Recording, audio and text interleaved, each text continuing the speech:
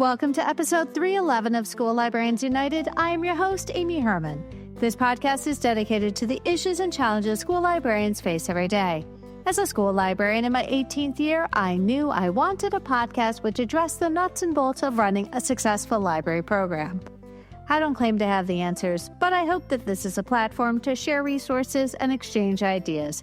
Now is a perfect time to mention that all the ideas and opinions expressed in this podcast by myself, my interview guests, and listeners who reach out to the podcast are our own and do not reflect those of our school districts. When incorporating research, I always make sure to cite my sources. So whether you are a novice or a veteran school librarian, this podcast has something for you.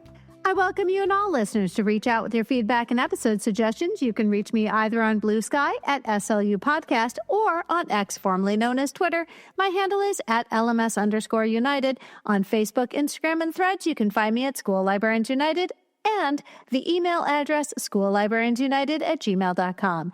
If you include your mailing address, I'll be sure to send you a podcast sticker. It is now my pleasure to introduce LearnX. Imagine effortlessly tracking student research, boosting information literacy, and encouraging your students to be ethical and organized researchers all in one place. That's LearnX. Effortlessly follow student online research journeys, searches, website visits, and notes that are all automatically logged and organized. This means you can provide targeted feedback, address research pitfalls, and teach essential skills more effectively. Plus, LearnX helps you identify instances of AI use, ensuring academic integrity. Stop the guesswork and start truly knowing if students conduct their research. Detecting AI plagiarism goes beyond the submitted paper. It starts by having students demonstrate their work throughout the research process. And for School Librarians United listeners, try LearnX free for the rest of the year. Visit learnx.com and schedule a demo for your free trial today. That's learnx.com, and remember, School Librarians United listeners get LearnX for free for the rest of the year. And now for today's episode, Librarians Building Libraries, and my conversation with Tom Bober, Amanda Jones, and Andrea Trudeau.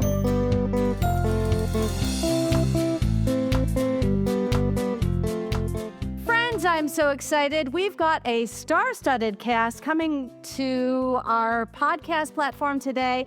And you know all of these amazing people, and they've all come together for one very, very important cause. So I'm so excited to welcome today our three guests. Let's go ahead and get this conversation started. Hi, Amy. Hey, Amy. Hi, Amy.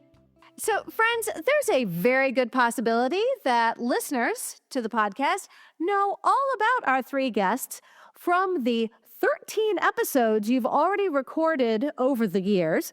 And also because of your incredibly impressive accomplishments as school librarians. Let's go ahead and start with you, Tom. Hi, I'm Tom Bober. I am, if it's in a trivia question, I'm actually on the smallest number of episodes out of those 13, but I'm an elementary librarian in St. Louis, Missouri. When you were on this show, we talked about some pretty fantastic things that you did that I'll tell you what are on my bucket list, but especially when it comes to the Library of Congress. We talked about the Library of Congress stuff, and then we also talked about Caldecott episode. And Amy, as a separate plug, I just finished sharing notable children's books, so you can check out that list. It's beautiful, up for 2025. Fantastic. And I'm going to just ask Tom, we're going to make sure to put the link. We have a link to everybody's episodes in the show notes today. And I'm going to ask Tom to put a link to this amazing list that he oversaw in that process. We'll put that in the show notes as well. Friends, the show notes today are so incredibly comprehensive and exhaustive that we required a completely separate doc for them. So you're not going to want to miss our show notes. All right, let's go ahead. And the next voice you'll hear from is Amanda. Hi, Amy and everyone. My name is Amanda Jones. I'm a school librarian in Livingston Parish, Louisiana, and I'm also kind of a new author, I guess. I don't know. My book's almost been out for a year, but that is me. Well, and friends, Amanda Jones and I became friends in the summer. I wouldn't even call it friends. Like, I think I gave you my business card and you gave me a card. And if that makes us friends, that makes us friends. But yes, that was back in 2019 in the summer in Philly at ISTE. And who knows, here we are. And you and I have not talked on the podcast in quite some time, but there are 6 episodes Amanda did very graciously at the beginning of this undertaking. And I'm very grateful. So definitely take a look at our show notes. And last but not least, Andrea, please introduce yourself and tell us a little bit about yourself. Hi, everybody. I'm Andrea Trudeau, and I'm a no-shush librarian who works in a public middle school just north of Chicago, and just excited to be here. I have been on Amy's podcast before to talk a little bit about my PhD research on virtual reality and empathy, and then most recently was here with Sean Gaylord, who's an amazing school principal in North Carolina. And we talked about how librarians and administrators should be allies, which then inspired an ISTE ASCD webinar series that he and I are hosting each month. So thank you, Amy. Very, very exciting. And again, I'm going to ask all of our friends, as we talk about the amazing things they do, we're going to put those links in the show notes to make sure that our listeners can benefit from all of this cumulative and collected expertise that we have here today. Let's get started. For listeners who are just learning about your undertaking and your organization, Librarians Building Libraries, would you please let us know what motivated you to do this in the first place? This all started after I returned from a trip in East Africa. So I spent 6 weeks in rural Tanzania and rural Kenya in the summer of 2022. It was part of a Fulbright Hays scholarship that I earned through Northern Illinois University, where I was getting my PhD. And so this trip was all about immersing ourselves in the culture. And I was working with undergrad students and fellow graduate students. There were 14 of us plus 3 professors. And we were basically charged with teaching in 3 different schools. One of the schools was the Jane Adeni Memorial School in Kenya, which was founded by the incredible Dr. Teresa Wasonga. So she grew up in Kenya. And after her mom passed away, she felt like she needed to do something to honor her mom's life. So her mom, like many women in this part of the world, never had the opportunity to get an education beyond elementary school. So many girls in this part of the world are married off early, maybe around 12 years of age, and they spend basically the rest of their lives caring for their home, carrying water, tending to the house and their family. And so they don't get the opportunities that children have here in the United States to be well educated.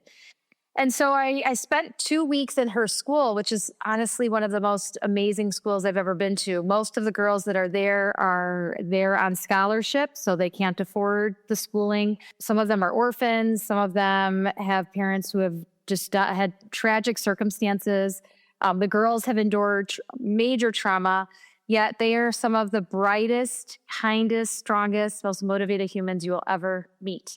And I just left that place so compelled to do something. You know, we talk about this notion of radical empathy, like, you know, seeing something, but then wanting to do something about it. And when I originally went on the trip, I thought it was just going to be a cool experience, check a box, go on with my life. It will change me. But I come home and I start talking to Tom and Amanda, and I'm sharing all these stories and what I went through. And I basically just said to them, like, I want to go back. Like, we should go back. There's a library there, but nothing's cataloged. Some of the books are a little tattered. They don't have any real mirrors. These are a lot of white books for Black African women. We got, Dr. Wasonga would love us to come back. So would you want to come back with me? And so Amanda came up with this great idea. And I'll let her share what the idea was. Oh, I don't know if it was that great of an idea. I just, we were talking, and we all agreed immediately, like, we need to do this, but how are we going to do it? And to me, I thought, if we're going to do it once, we'll probably do it multiple times, and we should create a nonprofit, because if we create a nonprofit, we can start fundraising and have a website and just have like an actual organization. And I was just kind of throwing it out there, and they agreed. So we did it. I don't know. It all just came together so quickly. I mean, we had a lot of thought into it. It's not like it came together quickly in the fact that they agreed quickly. But yeah, so now we have a nonprofit, so we can, hopefully build upon this project that we're going to be doing, our first project, build upon it and showcase what we're doing to maybe do it again and again and again and again, and maybe add other people to our group. I think that that one thing, just to add to what Andrea and Amanda are saying, that was appealing to me was that, the three of us are really lucky. We get the opportunity to go and share with other librarians often across the country and across the world in some cases. But often that is us getting in front of a group of people and talking. And the thing that was so intriguing to me about what Andrea was saying was actually getting in there and like doing the work somewhere and physically changing a space and making it something that was going to be kind of that adage of leave it better than the way you found it. We were going to do that, as a multiplier. And that's something that I think that obviously maybe we're drawn to in our own spaces that we have the honor of working in from year to year. But to do that in someone else's space to help another group in a way like that is really appealing and we think also really powerful.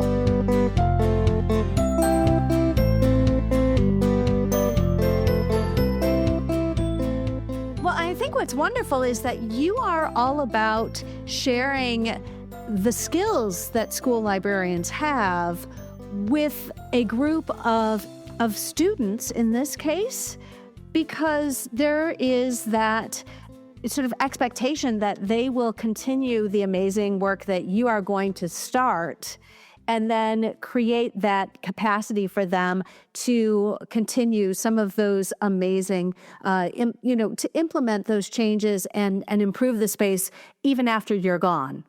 Yeah, so I think it is key that we're so used to librarians here in the United States being adults who have gone through immense training and have certification. And in this part of the world, there are librarians. They do exist. I work with some in Tanzania, but this school does not have a certified school librarian.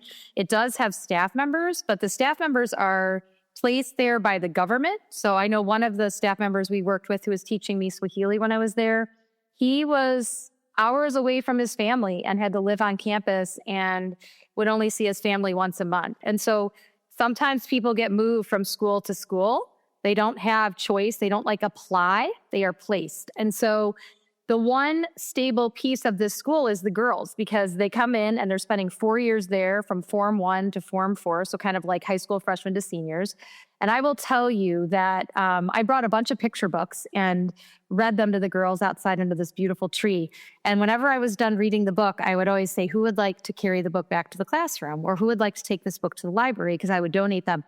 And the way these girls, it's going to make me well up right now, the way these girls held these books, you could tell it was such a cherished object and it was such an honor to them. Words cannot really express what that looked like and what that felt like. And so I know that these girls are going to do an incredible job and carry it on, not just for future generations in that school, but this is something where Dr. Wasanga's vision is to open it up to the entire community. And so this is going to benefit a rural community in Kenya. It is going to have such incredible impact. I think one of the things that drew me to this project, when Andrea was talking about it at the beginning, and what still fascinates me the most about it, is that we're going to teach them, how to run their own library, and they can be a little self-sustaining. If we're being honest, I think I'm going to learn way more from them. I think I'm going to learn more from the girls, but I'm excited about the mutual learning. But helping them create the library that they want, and that when we leave, they're going to, have ownership and take it over and be little leaders in their community with this library, hopefully. First of all, I completely agree with Amanda around, I was just having a conversation with some other librarians around this recently, and I kind of made the comment that I'm lucky enough at a point in my career where I don't really do a whole lot that I don't feel like I'm getting something back from. Right. I have the opportunity to say no to things and the opportunity to say yes, which is really a gift. So I completely agree with that. I think the other thing that's so important around, one thing that I value around this is what Andrea and Amanda are both talking about too, is one thing that was really intentional about this project and about this non-for-profit is that we wanted to listen so carefully to Dr. Wasanga in this case for this particular project, and really have a clear understanding of what her vision was. And what we wanted to do then was come in and not implement what we thought was best for this library, but to implement her vision based off of the skill sets that we all brought to the table. Friends, I am just so incredibly grateful that we get to share all of these amazing and inspiring plans that this amazing team has to put together. And I am going to just stick to exactly what I'd like to ask you three, because I'm just being inspired as I'm hearing this all in real time. As individuals, you three are incredible leaders in the library profession. So imagine what can be possible when the three of you channel your collective connections, your vision, your passion as school librarians into a single worthy project. How does this team dynamic contribute to the success of the project that we're talking about today? I think that one thing that is incredible is that we do all have like these unique skill sets. I think that's true of librarians in general, right? I mean, you can have that kind of librarian trope, but in all reality, we all have these great skill sets that we bring to the table. And so we're all bringing skill sets to the table that were around planning, around contacting individuals, around setting up non-for-profits, around having the context for the projects. All of those things are dynamics where we get a chance to work with each other and lean onto each other. And I think one thing that I really appreciate is that this is a case of, often librarians feel like, and I'm guilty of this, I feel like there are moments in my career where like everything's on my shoulders. Like I don't have anyone to lean on to make X, Y, or Z happen. That's not the case with this particular beautiful group of people that I get the chance to work with, because we all get an opportunity to lean on each other. I will say that if you are involved with Andrea and Amanda in a non-for-profit, they do love to text very early in the morning. And so I will wake up to that. But that is a small price to pay to honestly work with an incredible couple of people. Goodness, I'm feeling really bad because I text you all and I'm 1 hour ahead of you, which means you are getting ridiculous texts from me because I am an hour ahead of these three amazing people. They're all in Central Time. I'm in Eastern Standard. And I just text whenever. And oh, sweet Jesus, that would be a rude awakening for sure. All right, let's go ahead. Tom needs to learn to set his notifications to silent. It's my own doing. I agree.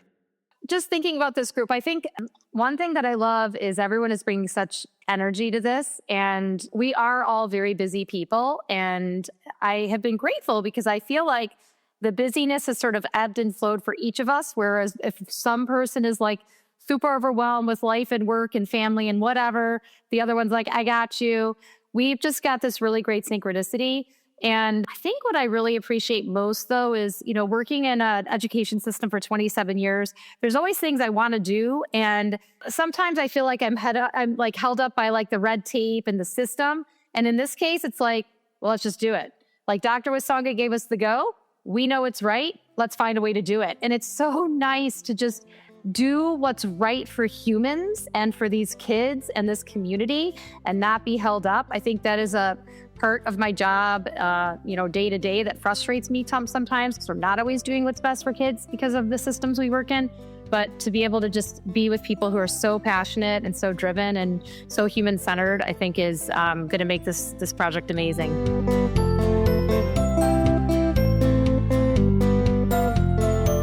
Well, and Amanda, you mentioned you are an author, a nationally acclaimed author of a book. And this past year have spent some time rubbing shoulders with some rather well-known and famous people. I have to imagine that your national profile has enabled you to make some very important and useful connections in terms of your networking skills that you bring to this team. Well, I'm trying. I do have, I have been making a lot of connections. We have business cards. So every time I go and speak at something, I'm constantly passing out our business cards. And I did make a connection recently at Sundance. There is a group of librarians So I'm in a documentary called The Librarians, but there's another documentary that was showing at Sundance called Building Libraries. And it's about these women in Nairobi that were, essentially transforming their library for their entire community of like millions of people in Nairobi. And I did make that connection with them. And I'm really hoping that when we go, that we get to go visit their library and that they can, we can work together or, at least a visit or something when we're there. So we are going to I have been in talks with them. And so I'm really excited about that. Friends, you're in for a treat. There is a fantastic link in our show notes. And I loved the We Love Libraries, a celebration and fundraising event, which is now on YouTube. You assembled a star-studded lineup to endorse these efforts to bring your dream to the school this summer. How validating to have all of these amazing individuals supporting your dream of librarians building libraries. I was so excited to we had some authors that, I really love the big names, and author Nikki Grimes is one of the nicest people I've ever met in my entire life. She immediately said yes. Barbara D. immediately said yes. Jason Reynolds immediately said yes. And Andrea knew the other author. You want to talk about that author since you got her?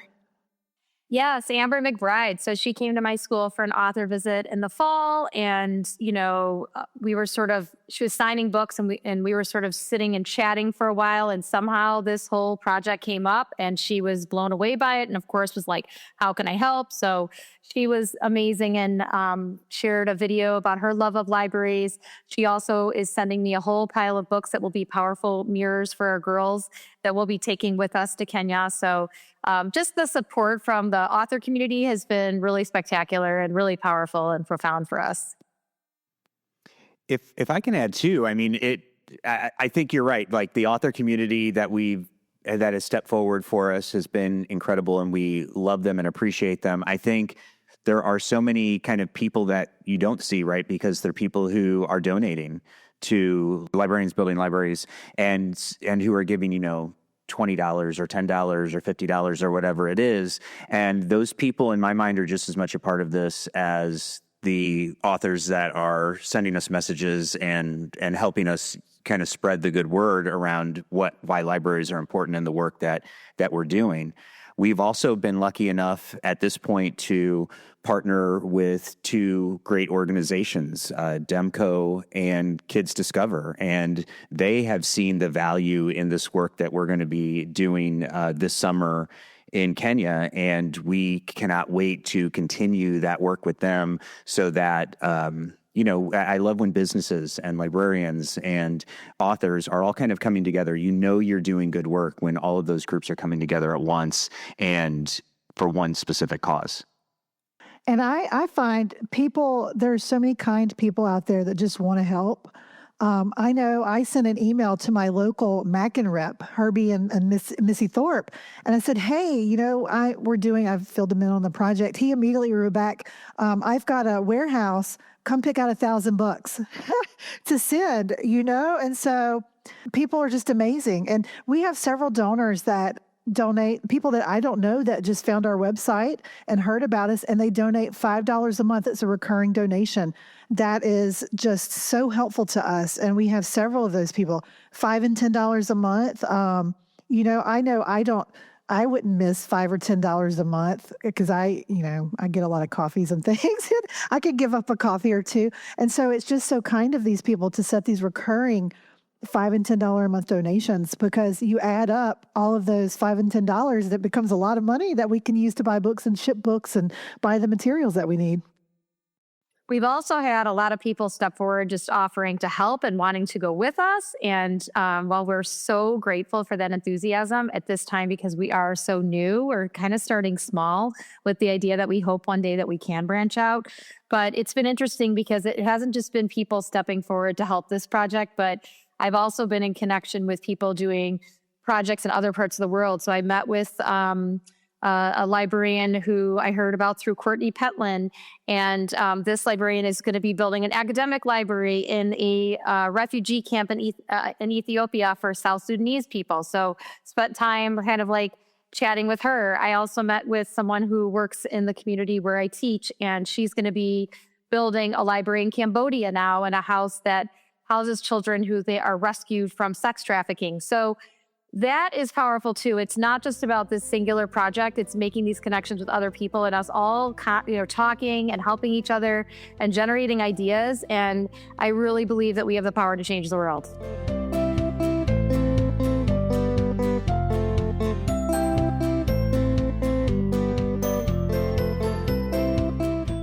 I'm so excited. Friends, do realize that there are going to be links in the show notes so that you can, if you are inspired and you would like to make a recurring contribution or a one-time contribution, entirely up to you. Friends, I can't emphasize this enough. There is nobody I trust more in this world than other school librarians. And I mean that. I mean that, because these are individuals with scruples. These are individuals with the highest level of integrity. And I know that because I have known them for years.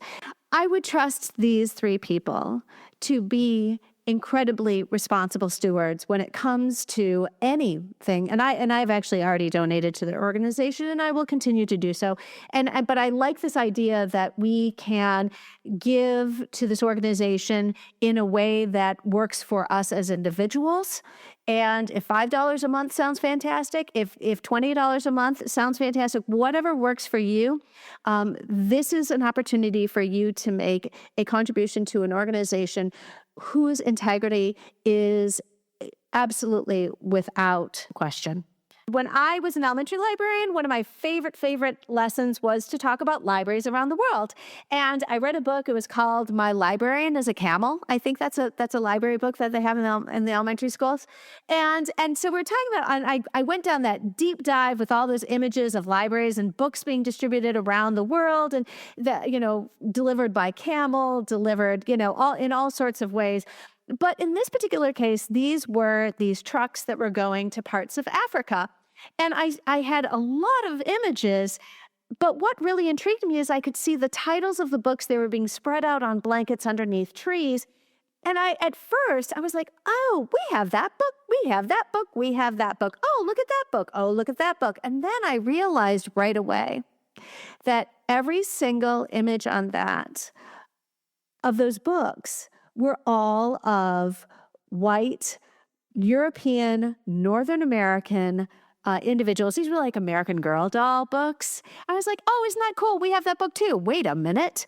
Like, when we talk about having our students connect with the books that we provide, we all do this amazing job of creating the collections that our students are going to see themselves in, on the covers and in the stories and the pages.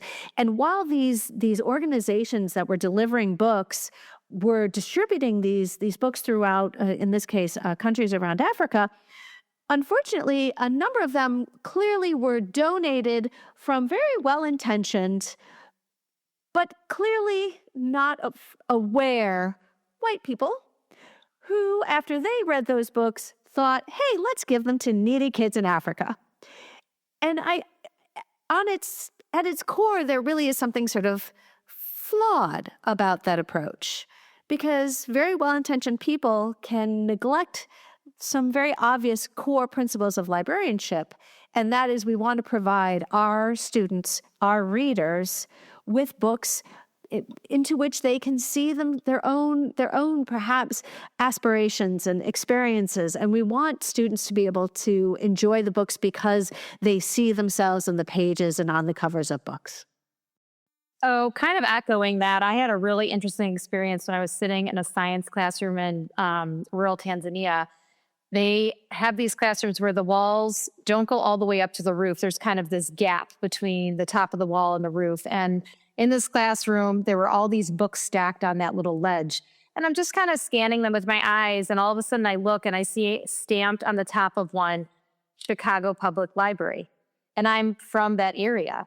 And it gutted me, because I'm looking at these tattered books and I'm thinking, like you said, Amy, well-intentioned librarians, we want somebody to use these books. But if the books are not good enough for our students and our collections, why is that what we're giving these children? they're getting our discards. And it really made me sick. And so at that point, I kind of realized like, we need to be doing better. And so I was grateful to be able to bring a bunch of books with me. And I made a very concerted effort to provide mirrors, to have Black faces. A book that the girls loved the most was the picture book Solway, about a girl who has very dark skin, and she tries to eat white things and scrub her skin because she just wants to get white. Colorism is very strong there. I had children run up to me to touch my skin because they believed they would get lighter, which also just gutted me. Because they have such gorgeous Black skin, and I should be proud of it and who they are and their culture. And so I left feeling like we should be doing better. And it shouldn't just be books from the United States with Black characters, because that also is a different experience. Being a Black American is different than being a Tanzanian or a Kenyan American. But I really wanted to make a concerted effort to connect with authors in this region of the world. So Amanda, as she mentioned, knows these librarians in Nairobi, and we've made connections with some other people in the area. And I'm really hoping that we can use some of our funds to support the economy in this region of the world and purchase books from authors in the region. That is going to prove difficult, though, because according to this Kenyan, they look at the publications and the sales of books, a books association in that region. 85% of book sales in this part of the world are for textbooks. That's how reading is. And when you survey families in this area, 95% do not own a single book in their home. And if they do, it's the Bible. So there's not this reading culture that we're used to. It's very much we're reading for information because we have to take a test, and we have to spit this back out. And by the way, we're doing it in English, which is our third language, because we have our mother tongue, our tribal language. We have then Swahili, and then we learn English if we're lucky enough to go to school. And so these kids are being taught and tested in their third language in English. And so this part of the world, they're working very hard to start promoting this joy of reading. And so I think having books that reflect themselves and support and reflect the culture are going to be really powerful tools for making that happen.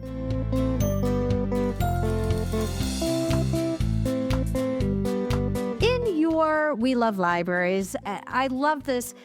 Jason Reynolds did a fantastic spot called Libraries, the Gift of Possibility. And I think this undertaking of yours, Librarians Building Libraries, will be a life-changing event for the students who are attending the Jane Adeni Memorial School.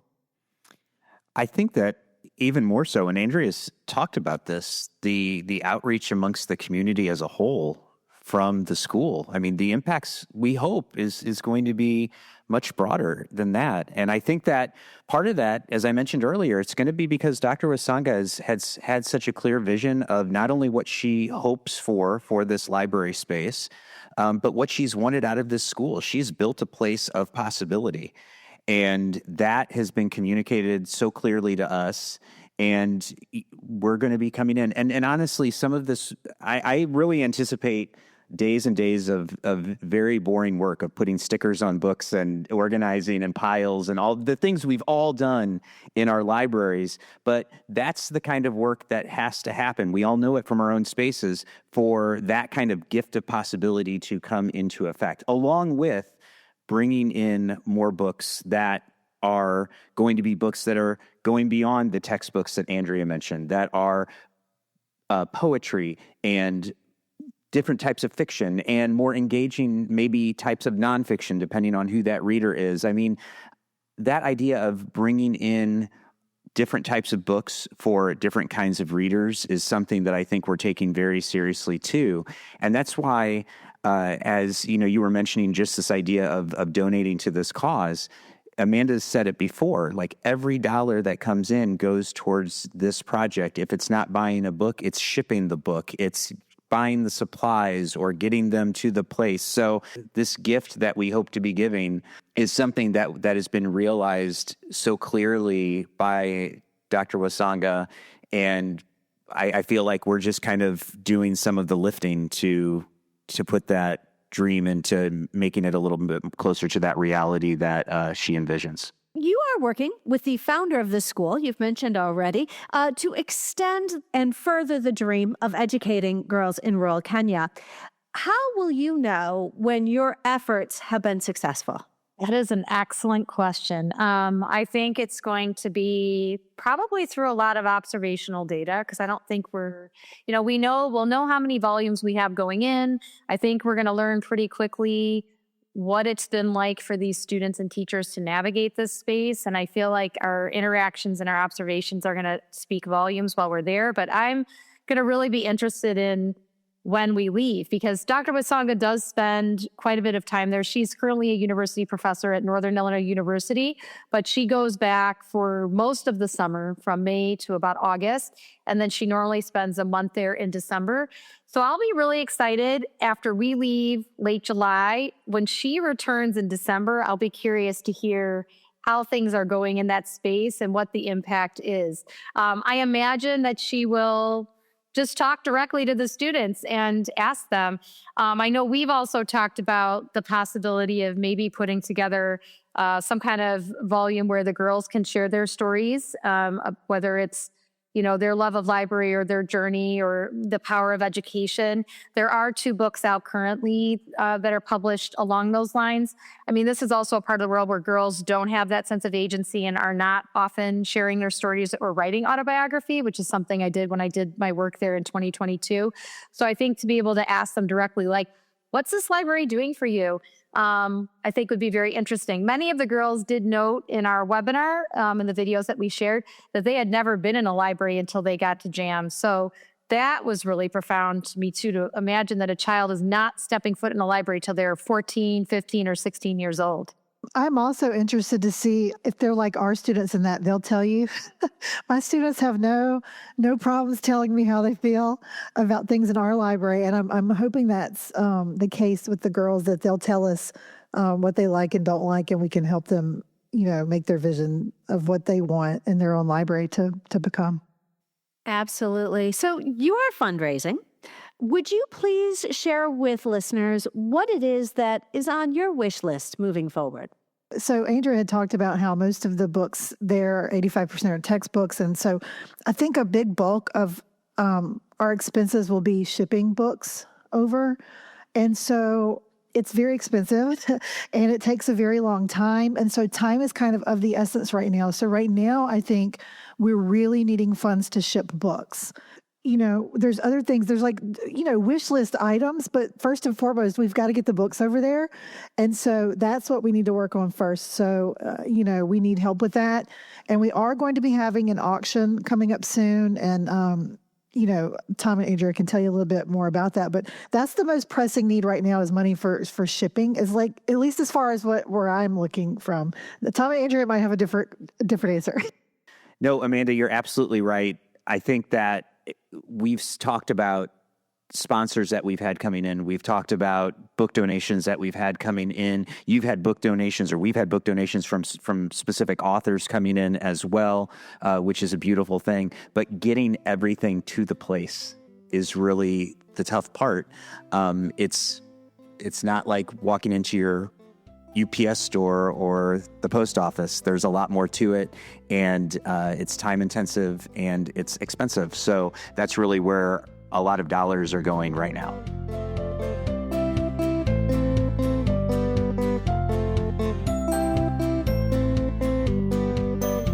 So let's go ahead and learn a little bit about your upcoming auction, because this is very exciting. Yeah, so we're really excited about this silent auction. It'll start on March 10th. It's going to run about a week. And basically, we will have a variety of items available for people to bid on.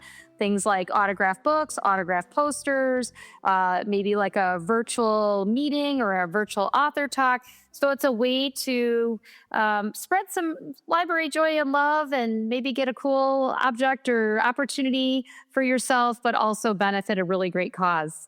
I know that when we were talking about this auction, we had gotten the idea, We Need Diverse Books does an auction every year, and Defense of Democracy had done an auction, and I was looking at, the things they donated, and I know I've bid on the We Need Diverse books auction. That's how I got my literary agent, actually, because I bid on an auction for a Zoom with a literary agent. And then, it just became, she ended up signing me, but you never know what can come out of these auction items. So maybe bid on, that signed book or that poster.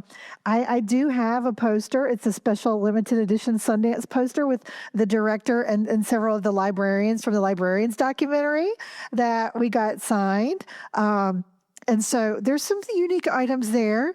And we always love professional development, or at least I do. Maybe I'm the only one. I love professional development, and it's expensive. And a lot of times our school districts don't provide. So there will be webinars and things that you can get a librarian who might normally cost a lot of money to come and speak at your organization. You can get them to come maybe a little cheaper through our auction. So just an idea.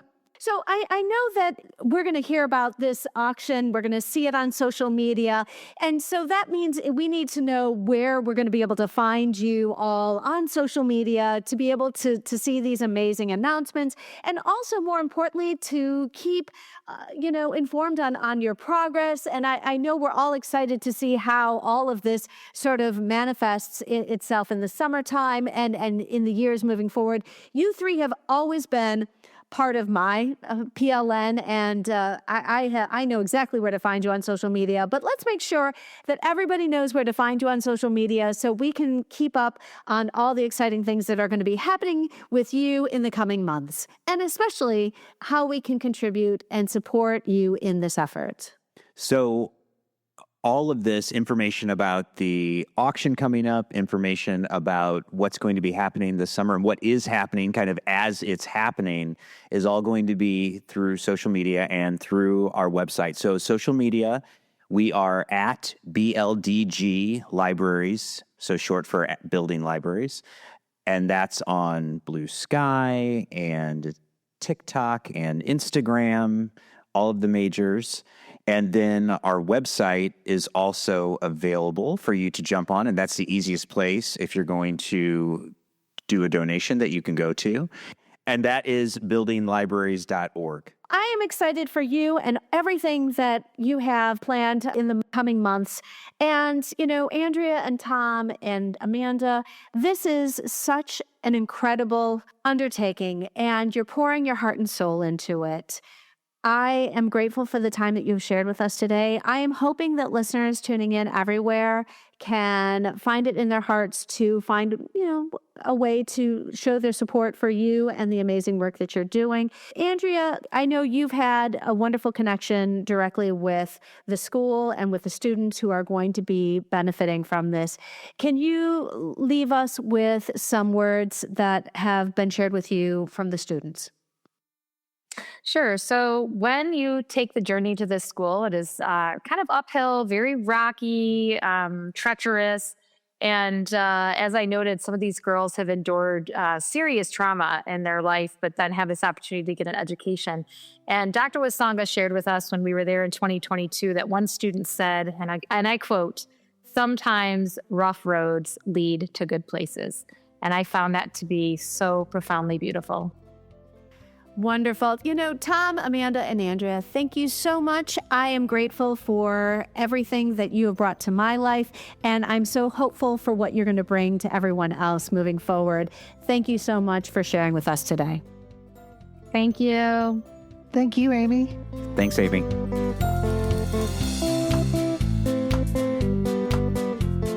Friends, if you are curious to know how often your state and school librarians have been featured on the podcast, then check out the link in today's show notes for the search by title, guest, and location. My goal is to showcase school librarians from all 50 states and around the world. Take a look at our FAQs linked in the show notes to answer all of your questions about recording an episode and reach out. Make 2025 the year you are a guest on the podcast.